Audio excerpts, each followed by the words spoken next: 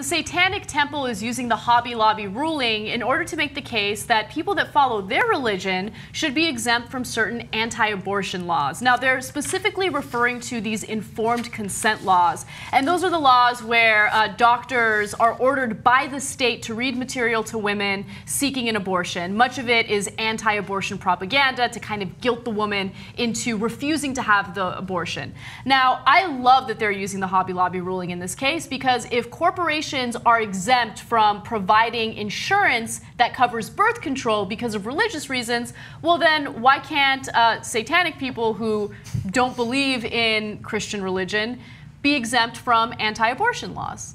So just on a side note to begin with, I know why they call themselves Satanists, because you have to have a religion, and so you can't just say I'm an atheist, right? Mm-hmm. So they say, okay, fine, I'm a Satanist, right? And that's my religion, so you can't interfere with me. But the optics of it are not great. Mm-hmm. I wish they would find a different made-up religion. Okay, now, having said that and getting that aside, their points here are obviously incredibly valid. Yes. So are you going to say that corporations have religious rights, but individuals don't? Come on now. Even for this corporate-loving Supreme Court, mm-hmm. there's got to be a bounds of reason when you say corporations have all the rights human beings should have, but human beings don't actually have them. Right. So that's, I think, the main point that I think they, illustrate perfectly. But I think the bigger issue is, we're in this country where we're supposed to be founded on the notion of separation of church and state, yet so much of our domestic policy is influenced by religious beliefs. So if I'm not a religious individual, why do I have to listen to restrictive anti-abortion laws? Why do I have to follow those laws? Those are influenced solely by religious beliefs, and they're religious beliefs that I disagree with. So I think that they make a great point. Of course, they're not going to be taken seriously, partly because of their name and partly because anyone who's not religious never gets taken seriously.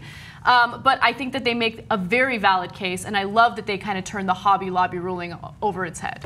So two more things on that. One, they say, look, in the Hobby Lobby case, the company was actually even allowed to dispute the policies even though they were wrong on the facts. So they say, we're not going to allow certain types of birth control because they cause abortions.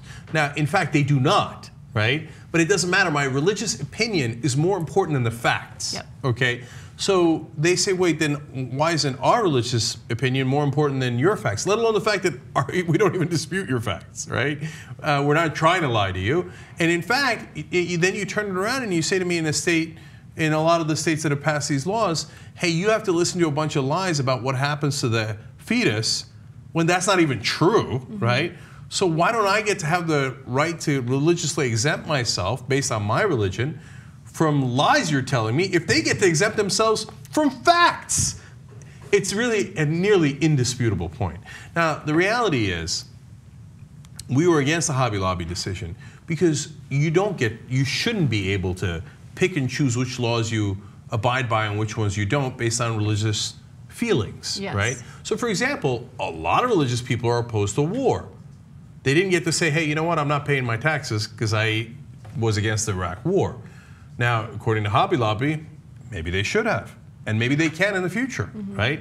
See, once you set that precedent, that's dangerous. Then everybody's going to stop paying their taxes because all of a sudden they're all going to find Jesus, right? Or they're going to find their version of Jesus to decide that they're not paying, right? And they're not participating. That's why Hobby Lobby was a terrible decision in two different ways, because of that and because it gave corporations religious rights. I mean, it sounds insane every time I say it, right?